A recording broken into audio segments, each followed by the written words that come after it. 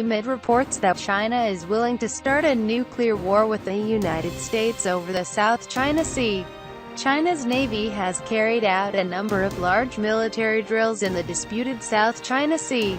The Chinese Defense Ministry called the military drills routine drills, and shared pictures via social media that showed Chinese warships taking part in military drills in the South China Sea.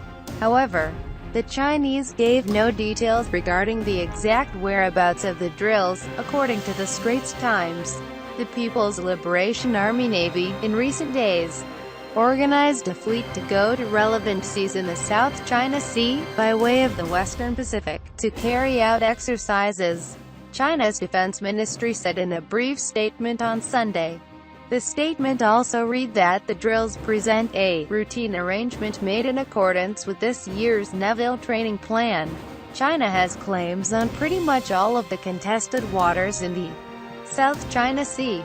China, Vietnam, the Philippines, Malaysia, Taiwan and Brunei all have sovereignty claims in the disputed South China Sea. All but Brunei have military fortifications in the disputed area, which raises concerns about a high risk of military confrontation in the region. China has been at odds with Washington over the waters through which $5 trillion in trade passes every year, mostly to and from China. The U.S. has actively been criticizing China for building artificial islands in the South China Sea, which is why Washington sent sea and air patrols nearby. On October 27, the Escalating traveled inside the 12-mile nautical zone around Subi Reef in the Spratly Islands archipelago. This reef is one of 7 reefs that Beijing has artificially built in order to claim its sovereignty over the Spratly Islands and the sea around it.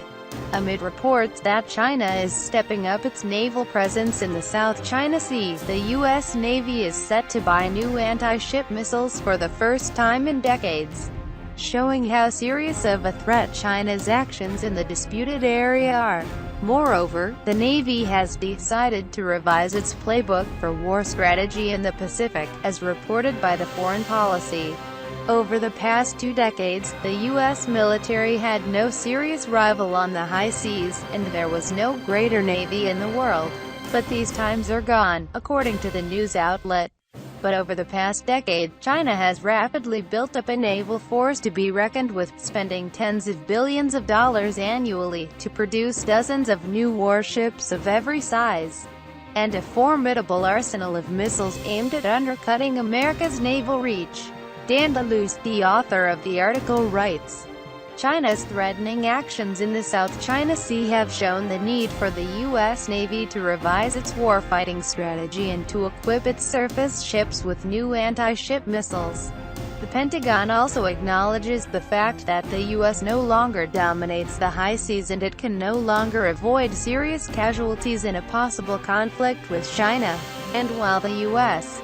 does not have its core interests in the disputed South China Sea, the artificial islands are China's top strategic interests, which is why this kind of asymmetry in stakes would certainly give Beijing an advantage in the balance of resolve over Washington, according to Zhang Balwei, professor of political science and director of the Center for Asian-Pacific Studies at Lingnan University in Hong Kong, as reported by Value Walk in late November. And if the South China Sea situation escalates and spirals into a nuclear confrontation between the U.S. and China, Washington will have to make a decision to either back down first or fight a nuclear-armed power and the world's largest military force with a strength of approximately 2.285 million personnel. Ever since the last time the U.S. Navy sank another ship, when the frigate Simpson sank an Iranian gunboat back in 1988, the American fleet has been strengthened with advanced missile defenses, drones, new fighter jets, sonars, and other hardware. While the tensions between Washington and China in the Asia-Pacific region are getting increasingly hot with every move the Chinese or Americans make, U.S. commanders want the U.S.